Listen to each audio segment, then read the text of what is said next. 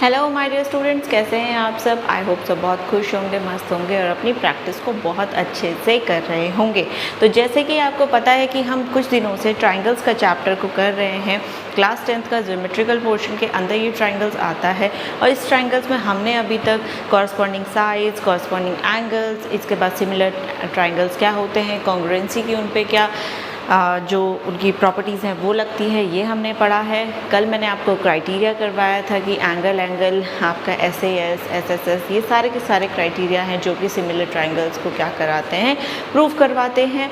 इसके अलावा हमने BPT थ्योरम करी थी जिसको हम थेल्स थ्योरम के नाम से भी जानते हैं, जिसमें हमारे पास कॉरस्पॉन्डिंग जो एंगल्स होता है इनका रेशियो एंड ऑल ये सब इक्वल होना चाहिए। तो ये सब हमने अभी तक पढ़ लिया है डिटेल में।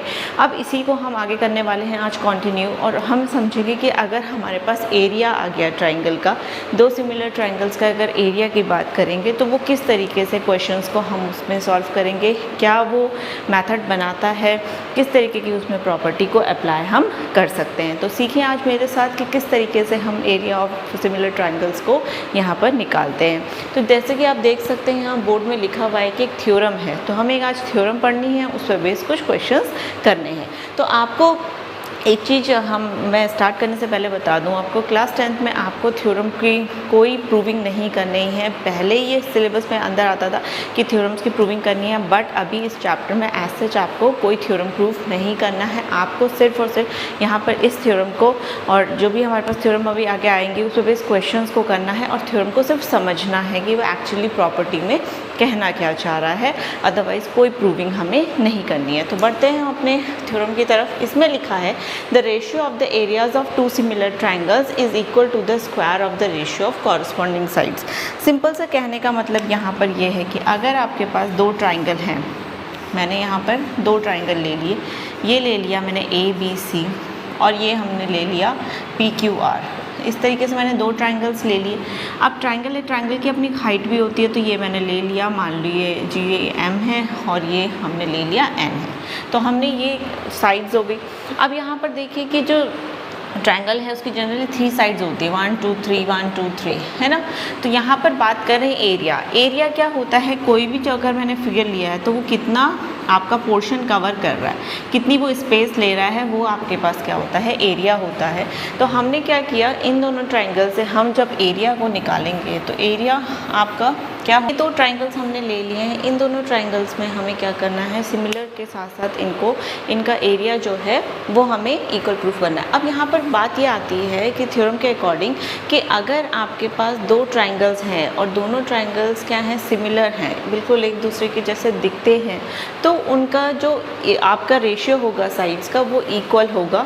अगर आपके पास क्या होगा कि उन दोनों का एरिया इक्वल निकल कर आए। कहने का मतलब ये है कि अगर सपोज़ कीजिए मैंने इसे सॉल्व किया और मुझे इसका आंसर 14 मीटर स्क्वायर आया और इसका भी आंसर 14 मीटर स्क्वायर आया, दोनों का क्या है कि एरिया आपके पास क्या है, जब सेम आया है तो उस वाले केस में क्या होगा, आपके पास जो इनके साइड्स का रेशियो होगा वो क्या होना चाहिए, इक्वल होना चाहिए। अब मैं इसी को शॉर्ट फॉर्म में आपको बता दूं यहाँ पर कि ये दोनों अगर ट्राइंगल आपके पास क्या है, सिमिलर है, तो यहाँ पर देखिए ट्राइंगल ABC यहाँ पर क्या है, सिमिलर है ट्राइंगल PQR के। तो अगर PQR के सिमिलर है तो उन दोनों का जो एरिया का रेशियो होगा, मींस जो आपने ट्राइंगल एरिया में अगर लिख लूँ, area of triangle ABC upon area of triangle, आप इसको क्या लिख सकते हो, PQR, इनका जो रेशियो होगा वो साइड्स के स्क्वायर के बराबर होगा। मतलब अगर मैं AB ले रही हूँ तो इसकी कॉरस्पॉन्डिंग साइड कौन सी होगी, PQ, तो इसको AB अपॉन PQ का स्क्वायर में लिख सकती हूँ। अगर मैं AC ले रही हूँ तो इसकी कॉरस्पॉन्डिंग साइड है PR, तो मैं इसको AC अपॉन PR का स्क्वायर लिख सकती हूँ। और अगर मैंने थर्ड साइड BC लिखी है तो BC का कॉरस्पॉन्डिंग साइड आपको दिख रहा है वो है QR, तो मैं इस तरीके से इसका स्क्वायर कर सकती हूँ। और चाहे तो आप मिडिल लाइन AM और PN को भी कर सकते हैं। तो थ्योरम आपका सिंपली ये कहना चाह रहा है कि दो सिमिलर ट्राइंगल्स के एरिया का जो रेशियो होता है वो उनके कॉरस्पॉन्डिंग साइड्स के इक्वल होता है, और लेकिन कॉरस्पॉन्डिंग साइड्स का स्क्वायर होना चाहिए। तो ये आपकी थ्योरम सिर्फ इतनी है, आपको इतना ही समझना है कि दो ट्राइंगल हैं तो दो ट्राइंगल हैं, अगर वो सिमिलर हैं तो मैं उन दोनों का अगर एरिया का रेशियो निकालूंगी तो डेफिनेटली वो उनके कॉरस्पॉन्डिंग साइड्स के स्क्वायर के इक्वल आएगा। तो इस तरीके से आपकी थ्योरम समझ सकते हैं। बहुत सिंपल है, बस आपको ये चीज़ अपना इसमें क्या करना है, याद रखना है। और ये याद अगर आपने रख लिया तो इस पे बेस क्वेश्चन करना आपके लिए बहुत इजी हो जाएगा।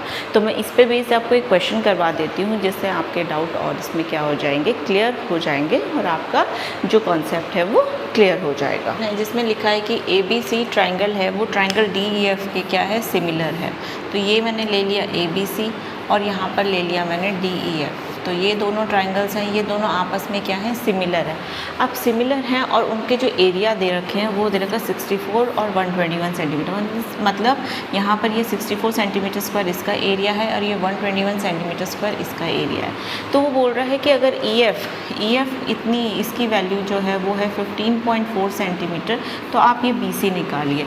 तो क्वेश्चन ये गिवन है, अभी हमने थ्योरम पढ़ा है कि अकॉर्डिंग टू द थ्योरम अगर ट्राइंगल ये दोनों सिमिलर है तो आपके पास क्या होगा, area of triangle ABC upon area of triangle आपके पास DEF, ये जो ट्राइंगल का एरिया है ये कॉरस्पॉन्डिंग साइड्स का रेशियो होना चाहिए। अब हमारे पास BC और EF दे रखा है तो सिर्फ हम इन दोनों का ही क्या करेंगे, यहाँ पर स्क्वायर लिखेंगे। तो इस तरीके से हम इसको लिख सकते हैं। अब सिंपली उसमें क्या करेंगे, वैल्यू को पुट करेंगे। यहाँ पर है 64, तो एरिया ऑफ ट्राइंगल ABC 64 है, इसका एरिया 121 है। BC आपके पास है नहीं, अपॉन EF है, EF की वैल्यू हमारे पास दे रखी है 15.4 और इसका करेंगे हम होल स्क्वायर। अब इसको सॉल्व करेंगे। अब सॉल्व करने के लिए हमारे पास स्टेप ये आता है, जब भी आपके पास एक साइड स्क्वायर हो तो जब मुझे उस स्क्वायर का सेकेंड साइड हमें क्या करना है, चेंज करना है, तो वो रूट बना देता है उसको। तो यहाँ पर root 64 upon 121 is equals to BC upon आपके पास हो गया 15.4। 64 आपको पता है कि 8 जो 64 होता है, 121 11 × 11 होता है। तो रूट से आने के बाहर आएंगे जब, तो ये हो जाएगा 8/11 is equals to BC upon 15.4। अब इस 15.4 को इधर शिफ्ट करें तो आपके पास ये हो जाएगा 8 × 15.4 upon 11 is equals to BC। अब सॉल्व करेंगे, इसमें पॉइंट है, आप एक 0 लगा लीजिए। 11 यहाँ पे 14 टाइम्स कट जाएगा। अब 14 को आप 8 से मल्टीप्लाई करके 10 से डिवाइड कीजिए या 10 से अभी कर लीजिए। तो जब आप 14 को 8 से मल्टीप्लाई करेंगे तो यहाँ पर आपके पास ये हो जाएगा 112 upon 10 is equals to BC। एक 0 तो एक के बाद पॉइंट लग जाए तो 11.2 सेंटीमीटर ये किसकी वैल्यू आई, BC की। तो BC हमने इस तरीके से यहाँ पे अपना कैलकुलेट किया। लेकिन ये तभी हम कैलकुलेट कर पाए क्योंकि हमें क्या है, थ्योरम का पता था और थ्योरम को कैसे यूज़ करना है वो पता था। तो इस थ्योरम को आप पढ़िए, समझिए और सिर्फ इसके जो मेन जो उसका आप ये कह सकते हैं रिज़ल्ट है उसको लर्न कीजिए, उसकी प्रूविंग मत करना। और इस पर बेस्ड जो रिज़ल्ट है उस पर बेस्ड आपके कुछ क्वेश्चंस हैं, आपकी टेक्स्ट बुक में आपको इजीली मिल जाएंगे, आप उसको सॉल्व करिए। अगर आपको फिर भी कोई डाउट होता है तो मुझसे कमेंट सेक्शन में पूछिए, मैं डेफिनेटली वहाँ पे आपकी हेल्प करूँगी, आपको गाइड करूँगी। तो इसी के साथ बढ़ते हैं हम एक और क्वेश्चन की तरफ जो कि प्रूविंग फॉर्म में ही होगा और वो हमें सॉल्व करना है। तो यहाँ पर आप एक क्वेश्चन देख सकते हैं जिसमें हमें बोला है कि ABCD एक ट्रेपेजियम है। हमें दिख रहा है कि ABCD ट्रेपेजियम है और AB जो है वो पैरेलल है DC के, मतलब ये लाइन और ये लाइन आपस में पैरेलल है और AB जो है ट्वाइस ऑफ DC की है। तो ट्वाइस ऑफ DC अगर मैं CD को मतलब x मान लूँ तो यहाँ पर AB की वैल्यू कितनी हो जाएगी, 2x हो जाएगी। Determine the ratio of the areas of triangle AOB and COD। तो आपको यहाँ पर दिख रहा है एक ट्राइंगल ये है COD और एक ट्राइंगल यहाँ पर है AOB एंड दिस। लेकिन कहीं पे भी क्वेश्चन में ये मेंशन नहीं किया गया कि ये दोनों ट्राइंगल सिमिलर हैं। तो जब इस तरीके का क्वेश्चन है तो पहले हमें क्या करना पड़ेगा, ट्राइंगल को सिमिलर प्रूफ करना पड़ेगा। उसके बाद हम अपनी एरिया वाली जो प्रॉपर्टी है या थ्योरम आप कह सकते हो वो हम इसमें अप्लाई करेंगे। अब हमें क्या करना है, ट्राइंगल COD और AOB को सिमिलर प्रूफ करना है। तो हम क्या लिखेंगे, इन ट्राइंगल आपका COD एंड आपके पास है ट्राइंगल AOB। ओके अब मैंने आपको ये बताया है इसमें कि कल ही बताया था कि जब हमें सिमिलर प्रूफ करना होता है तो हमें 2 कंडीशन सफिशेंट होती है। कॉन्ग्रुएंस करना होता है तो 3 कंडीशन सफिशेंट होती है। तो हमें सिमिलर करना है तो आप इसमें देख सकते हैं कि जब भी क्रॉस जहाँ पर बनता है तो ये एंगल और ये एंगल आपके इक्वल होते हैं क्योंकि होते हैं वर्टिकली अपोजिट एंगल। तो मैं यहाँ पे लिख सकती हूँ एंगल COD आपके पास जो है वो आपके पास किसका है, एंगल AOB के बराबर है। Reason vertically opposite angles. तो ये हो गया हमारा पहला पार्ट। अब लेकिन यहाँ पर बात ये है कि हमें सिमिलर के लिए दो कंडीशन प्रूफ करनी है। तो आपको ये भी पता होगा कि जब हम दो पैरेलल लाइंस लेते हैं और उसमें हम ट्रांसवर्सल ड्रॉ करते हैं, तो ट्रांसवर्सल ड्रॉ करने की वजह से ये एंगल और ये एंगल आपके इक्वल हो जाते हैं। क्यों? क्योंकि इनको हम बोलते हैं ऑल्टरनेट एंगल्स। तो यहाँ पर भी आप देखिए, जो एंगल C की वैल्यू होगी वो एंगल A की वैल्यू होगी, और यहाँ पर जो D की वैल्यू होगी वो एंगल B की। तो कोई भी एक एंगल हम इसमें पिक कर लेते हैं, तो हम ये लिख सकते हैं कि angle OCD is equals to angle आपका क्या है, OAB। क्यों है? क्योंकि ये हैं ऑल्टरनेट इंटीरियर एंगल्स। तो जब ये ऑल्टरनेट इंटीरियर एंगल्स हैं, अब हमें क्या करना था, सिर्फ और सिर्फ सिमिलर प्रूफ करना है। तो हमारे पास दो कंडीशन सफिशेंट हैं। अगर मैं कॉन्ग्रुएंस करना होता तो मैं फिर एक और कंडीशन इसमें ले लेती। तो यहाँ पर हम लिख सकते हैं, देखो आपने दोनों ही एंगल निकाले हैं, तो बाय AA क्राइटेरियन, तो आपने AA क्राइटेरिया से क्या किया कि जो ट्राइंगल है COD उसको हमने ये सिमिलर प्रूफ कर दिया AOB के। अब हमारा एक स्टेप तो यहाँ पर हो गया कि हमने इसको सिमिलर प्रूफ किया, बट हमें निकालना था कि रेशियो। तो अब हमने सिमिलर में ही अभी एक थ्योरम पढ़ी है जिसके हिसाब से जो ट्राइंगल है उसका अगर मैं एरिया निकालती हूँ, तो यहाँ पर किसका निकालना है, ट्राइंगल एरिया निकालना है, ट्राइंगल AOB का, और किसके साथ निकालना है, ट्राइंगल COD। इन दोनों का अगर मैं रेशियो करती हूँ तो मुझे कॉरस्पॉन्डिंग साइड्स का क्या होता है, उसमें रेशियो आपका इक्वल होता है, लेकिन स्क्वायर फॉर्मेट में। तो इस ट्राइंगल में कॉरस्पॉन्डिंग में यही दोनों साइड ले सकती हूँ, इन्हीं दोनों का यहाँ पर मेंशन किया हुआ है। तो मैं यहाँ पर क्या कर सकते, AOB आपने लिया था तो आप इसको लिख सकते हैं कितना, कॉरस्पॉन्डिंग साइड इसकी AB और उसकी है CD, इनका स्क्वायर। अब AB को आपने क्या लिया था, 2x लिया था, तो ये 2x और इसको क्या लिया था, x लिया था, इनका करेंगे स्क्वायर। x से x कैंसिल, 2 का स्क्वायर 4 और नीचे 1 का स्क्वायर 1। तो जो इनका रेशियो आया वो कितने का आया, 4:1। तो हमने इन दोनों का एरिया जब निकाला था, तो एरिया निकालने की वजह से जो उनके साइड का स्क्वायर का रेशियो 4:1 आया है।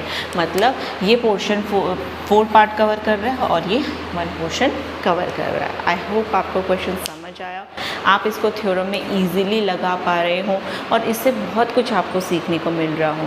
तो इस तरीके के क्वेश्चंस हैं जो आपको एग्ज़ाम में हैंडल करने हैं। वो प्रूविंग फॉर्म में भी आ सकता है, न्यूमेरिकल फॉर्म में भी आ सकता है, तो आपको उस चीज़ के लिए रेडी रहना है।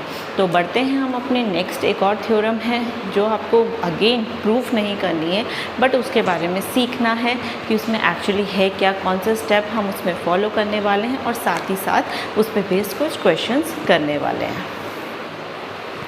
अब हमारा बहुत इंपॉर्टेंट टॉपिक है और जो कि लास्ट टॉपिक है इस चैप्टर का, और लास्ट थ्योरम आप कह सकते हैं, ये है पाइथागोरस थ्योरम।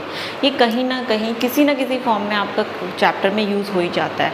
हमने जब ट्रिग्नोमेट्री स्टार्ट किया था, उसकी एप्लीकेशंस की थी, तो वो कम्प्लीटली पूरा चैप्टर पाइथागोरस थ्योरम पे बेस्ड था। इसके अलावा हमने जब यहाँ पर अभी बेसिक कुछ दिनों पहले quadratic equations and all come कर रहे थे, उसमें भी आपके पास पाइथागोरस यूज़ हुआ था। और ज्योमेट्री में तो कहीं ना कहीं इसका यूज़ हो ही जाता है, क्योंकि ट्राइंगल की ही एक फॉर्म बनाता है। आप अभी हैं नेक्स्ट स्टैंडर्ड में हैं, आपने लास्ट ईयर में भी इसके बारे में ज़रूर स्टडी किया होगा। तो Pythagoras one of the most important theorems के अंदर आपकी कैलकुलेटेड होती है। अब इसमें होता क्या है, इसमें ही लिखा है, in a right triangle the square of the hypotenuse is equal to the sum of the square of other two sides. अब बात करते हैं कि राइट एंगल ट्राइंगल बनाने की। तो ये हमने बनाया राइट एंगल ट्राइंगल। कैसे पता चलता है राइट एंगल ट्राइंगल, क्योंकि एक एंगल इसमें होता है 90 डिग्री। तो ये 90 डिग्री को रिप्रेजेंट करता है ये सिंबल, तो मैंने इसका नाम दे दिया ABC। अब इस ट्राइंगल में आपको दिख रहा होगा कि सबसे ग्रेटेस्ट लाइन जो होती है वो होती है स्लैंटिंग लाइन, और इसको हम बोलते हैं हाइपोटेन्यूज। इसका नाम होता है हाइपोटेन्यूज। आप सिंपली इसको H के से रिप्रेजेंट कर सकते हो। ये आपके पास होता है बेस, एंड ये होता है आपके पास परपेंडिकुलर। परपेंडिकुलर और बेस आपस में आप शिफ्ट कर सकते हो, उससे कोई फ़र्क नहीं पड़ेगा। तो यहाँ पर अकॉर्डिंग टू दिस थ्योरम क्या कहती है ये थ्योरम, कि जब भी हम हाइपोटेन्यूज का स्क्वायर करेंगे, हाइपोटेन्यूज मीन्स दिस वन, तो वो बाकी जो दो साइड्स हैं उनके स्क्वायर के सम के बराबर होगा। मीन्स यहाँ पे बाकी दो में क्या है, परपेंडिकुलर, इसका भी स्क्वायर करें और बेस का स्क्वायर करें। तो ये आपके थ्योरम यहाँ पर ये कंप्लीट होती है। इसका मतलब यही है कि जो हाइपोटेन्यूज का स्क्वायर है वो परपेंडिकुलर प्लस बेस, और सपोज़ कीजिए मैंने इसको अगर A साइड माना होता और इसको मैंने B साइड माना होता, तो फिर मैं H² इज इक्वल्स टू इसको A² प्लस B² लिखती। मीन्स आपको सिर्फ और सिर्फ यहाँ पे इक्वल टू के पहले सिर्फ हाइपोटेन्यूज ही आएगा, उसके बाद आप कोई भी दो साइड्स को उसमें ले सकते हैं। लेकिन शर्त यह है कि यहाँ पर अगेन मैं यही बोलूँगी कि h ही आना चाहिए। तो h square is equals to p square plus b square, या h square is equals to, अगर आप एक्स वाई ले रहे हैं तो x square plus y square हो जाएगा, ए बी ले रहे हैं तो a square plus b square हो जाएगा, और इस तरीके से आपका पाइथागोरस हो जाएगा ख़त्म। तो पाइथागोरस थ्योरम यही कहता है कि जो भी राइट एंगल ट्राइंगल है, और एक चीज़ आपको बता दूँ, ये सिर्फ और सिर्फ राइट एंगल ट्राइंगल पे ही एप्लीकेबल होगा, ना कि आप किसी भी रैंडम ट्राइंगल को लेंगे तो वो उस पर सॉल्व नहीं हो पाएगा, क्योंकि इसमें हमें 1 डिग्री 90 डिग्री चाहिए ही होता है एक एंगल। तो आपके पास ये सिर्फ और सिर्फ एप्लीकेबल होगा इस तरीके के ट्राइंगल्स में। अगर आपके पास एक बेसिक ट्राइंगल है इस तरीके का, तो इस पर आप कैसे अप्लाई कर पाएंगे? फिर आपको इसमें क्या करना पड़ेगा, 90 डिग्री ड्रॉ करने के लिए एक स्ट्रेट लाइन डालनी पड़ेगी, फिर ये आपके पास हाइपोटेन्यूज का वर्क करेंगे। तो इस तरीके से हम क्या करेंगे, इस थ्योरम को करेंगे। एक आध आपको मैं क्वेश्चंस करवा देती हूँ जिससे आपको इसका कॉन्सेप्ट अच्छे से क्लैरिफाई हो जाए। तो ये आपके पास एक क्वेश्चन है जो कि कम्प्लीटली बेस्ड है आपका पाइथागोरस थ्योरम के अंदर। पाइथागोरस थ्योरम पे बेस्ड ये क्वेश्चन तो हम किस तरीके से करेंगे पहले समझ लेते हैं। A ladder is placed in such a way that its foot is at a distance of 5 metre from a wall. अब यहाँ पर बात करें कि एक वॉल है और हमने उसमें एक लैडर सीढ़ियाँ लगाई हैं। तो सीढ़ियाँ ऑब्वियसली हमेशा इस तरीके से स्लैंटिंग फॉर्म में ही लगती हैं। अब स्लैंटिंग फॉर्म में लगा हुआ है, अब वो कह रहा है कि जो यहाँ पे वॉल का फुट है और जो सीढ़ी का फुट है, इन दोनों के बीच में 5 मीटर का डिस्टेंस है। तो ये हमने ले लिया। और इसके अलावा आपके पास ये जो वॉल है यहाँ पर क्या है, जब हम इसकी लेंथ लेते हैं तो ये लेंथ है 12 मीटर और यहाँ पर एक है विंडो। अब वो बोल रहा है कि determine the length of ladder, हमें ये लैडर निकालना है कि इसकी लेंथ है क्या। अभी मैंने बोला जब ये राइट एंगल ट्राइंगल है, ये आपके पास हाइपोटेन्यूज है, ये आपके पास परपेंडिकुलर है, ये आपके पास बेस है। तो अगर मैं इस पर क्या करूँगी कि अपना पाइथागोरस वाला फॉर्मूला लगाऊंगी, तो h square is equals to कितना हो जाएगा, p square plus b square. H square is equals to p की वैल्यू आपके पास है 12 का स्क्वायर, बी की वैल्यू है 5 का स्क्वायर हम लेंगे। अब 12 का स्क्वायर होता है 144, 5 का स्क्वायर है 25, दोनों को ऐड करेंगे तो 169। लेकिन क्या ये h की वैल्यू है? नहीं, क्योंकि ये h स्क्वायर है। तो अगेन अभी बताया था जब भी हमें स्क्वायर हटाना हो सेकंड साइड लगता है रूट। सो 169 रूट में हुआ, इसके फैक्टर्स देखेंगे तो ये 13 इंटू 30, तो h की वैल्यू हमारे पास कितनी होगी, 13 मीटर। मीन्स यहाँ पे जो लैडर है, लैडर की जो वैल्यू है वो है 13 मीटर। तो 13 मीटर उसकी लेंथ है लैडर की। इस तरीके से हम अपनी लेंथ को कैलकुलेट कर सकते हैं। इसमें शफलिंग भी हो सकती है, हो सकता है कभी आपको बेस निकालना हो तो फिर आपको पी स्क्वायर को एच स्क्वायर से शिफ्ट करना पड़ेगा और यहाँ पे इसको माइनस करना पड़ेगा, जो कि शिफ्टिंग होती है वो आप बेसिक क्लासेस में पढ़ चुके हो। तो इसके साथ मैं एक और क्वेश्चन आपको करवा देती हूँ प्रूविंग फॉर्मेट में, जो कि आपको हेल्प करेगा इस चैप्टर को और अच्छे से समझने में। ये जो क्वेश्चन है ये भी कम्प्लीटली आपका पाइथागोरस थ्योरम पे बेस्ड है, लेकिन इसमें हमें प्रूविंग करनी, कोई न्यूमेरिकल वैल्यू नहीं दिया है, न्यूमेरिकल वैल्यू नहीं दिया है, तो मीन्स आपके पास प्योरली ये क्या है, प्रूविंग क्वेश्चन है। प्रूविंग क्वेश्चन है तो कुछ नहीं है, कोई टिपिकल नहीं है, हम उसको स्टेप बाय स्टेप करते हैं। तो यहाँ पर देखिए आपके पास लिखा है कि हमारे पास AD is perpendicular to BC। AD जो है वो BC पे क्या है, परपेंडिकुलर है। तो परपेंडिकुलर है तो इसका मतलब यहाँ पर क्या हो रहा है, ये 90 डिग्री आपका बन रहा है। 90 डिग्री जब ये बन रहा है तो यहाँ पर क्या हो जाएगा, आपके पास एक हाइपोटेन्यूज बनेगा। तो देखो यहाँ 90 है तो यहाँ भी 90, तो इस यहाँ पे ये हाइपोटेन्यूज है, इस वाले ट्राइंगल में ये हाइपोटेन्यूज है, क्योंकि यहाँ दो ट्राइंगल बन रहे हैं। ठीक, अब हमारे पास दोनों ट्राइंगल्स को हेल्प से हमें क्या करना है, इसको प्रूव करना है, ये स्टेटमेंट। तो चलिए अलग अलग ट्राइंगल ले लेते हैं। तो सबसे पहले हम एक ट्राइंगल पिक कर लेते हैं। मान लीजिए मैंने ट्राइंगल किया ये वाला ACD। सो इन ट्राइंगल आपने क्या किया, ACD। अगर आप इसमें पाइथागोरस थ्योरम अप्लाई करते हैं तो आपके पास 90 के सामने वाला हाइपोटेन्यूज है, तो h square is equals to p square plus b square होता है। तो एच कौन है यहाँ पर है AC। तो AC का square is equals to perpendicular ये है आपके पास, ये हो जाएगा AD स्क्वायर प्लस आपके पास हो जाएगा CD स्क्वायर। इस तरीके से लिख सकते हैं। मैंने इसे इक्वेशन नंबर 1 दे दिया। अब दूसरा ट्राइंगल ले लेते हैं। तो दूसरा ट्राइंगल क्या है, इन ट्राइंगल हमारे पास हो जाएगा ADB। ट्राइंगल आपके पास हो जाएगा ADB। अब ADB वाले में देखिए ये हाइपोटेन्यूज है, अगर मैं पाइथागोरस थ्योरम इसमें अप्लाई करूँगी तो वही h² = p² + b² होता है।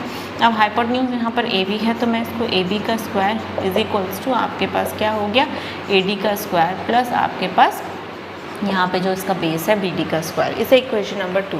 पर अभी भी हमारे पास ऐसा कोई रिजल्ट नहीं आया। यहाँ पर है कि AB का स्क्वायर प्लस इसमें क्या होना चाहिए CD का स्क्वायर। अब यहाँ पे देखिए यहाँ AB है यहाँ CD है, कोई दोनों इक्वेशन में कोरिलेशन नहीं है तो हम क्या करेंगे सब्ट्रैक्ट कर देंगे। सब्ट्रैक्टिंग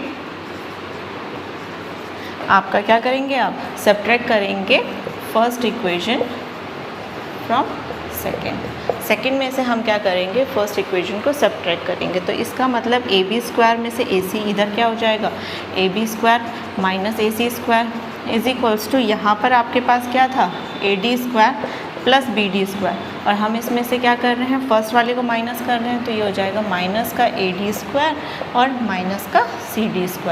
-AD² + AD² कैंसिल हो चुका है। यहाँ पर आपके पास बच गया AB² - AC² = आपके पास यहाँ पर है BD² - CD²। तो क्या ये अभी प्रूव हुआ? अगेन अभी भी प्रूफ नहीं हुआ। अब यहाँ पर प्लस का CD² है तो अगर ये -CD² इधर शिफ्ट हो जाए तो ये प्लस का CD हो जाएगा और ये AC जो अगर मैं इधर शिफ्ट कर दूँ तो ये प्लस का हो जाएगा। तो जब हम शफल करेंगे तो AB² + CD² = माइनस वाला जब उधर चला जाएगा तो BD² + AC² ये आपका हो जाएगा। इस तरीके से हम क्या करेंगे इसकी प्रूविंग को कंप्लीट करेंगे। तो जो हमें क्वेश्चन में गिवन था वही हमने इसमें क्या कर दिया प्रूफ कर दिया। तो पाइथागोरस थ्योरम में इसी टाइप के क्वेश्चंस आपको देखने को मिलेंगे। हो सकता है न्यूमेरिकल फॉर्मेट में मिल जाए जो हमने इस तरीके इससे पहले जो हमने क्वेश्चन किया था, हो सकता है प्रूविंग फॉर्म में मिल जाए। तो आपके टेक्स्ट बुक में बहुत सारे क्वेश्चंस हैं जो कि इन सारी थ्योरम्स पे बेस्ड है जो कि हमने पूरे चैप्टर में कवर किया था।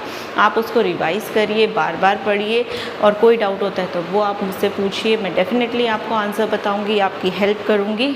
और इसके साथ साथ अपना रिवीजन को बहुत अच्छा रखिए, अपनी नॉलेज को बूस्टअप कीजिए। हमेशा कोशिश करिए कि आप कुछ ना कुछ सीखें। जब भी आप कोई चीज़ या कोई वीडियो देखते हैं या कुछ भी देखते हैं तो आप उससे सीखने की कोशिश करिए। तो यहाँ पर हमारा ये चैप्टर हो जाता है फिनिश। यहाँ पर जितने भी टॉपिक्स थे मैंने वो आपको कवर करवाए। आपके जितने भी कॉन्सेप्ट्स हैं वो इनसे ईज़िली क्लियर हो जाएंगे। फिर से कहूँगी, फिर भी कोई डाउट है तो आप मुझसे डेफिनेटली पूछ सकते हैं। तो अगर आपको वीडियो अच्छी लगी है तो मेरे चैनल को लाइक कर लो, सब्सक्राइब कर लो, फॉलो कर लो और अपनी फैमिली और रिलेटिव्स में इसको शेयर करो। इसके साथ साथ हम मिलेंगे अब मंडे को एक नए टॉपिक के साथ। तब तक के लिए आप खुश रहिए, मुस्कुराते रहिए और अपनी लाइफ में बहुत सक्सेस को अचीव करिए।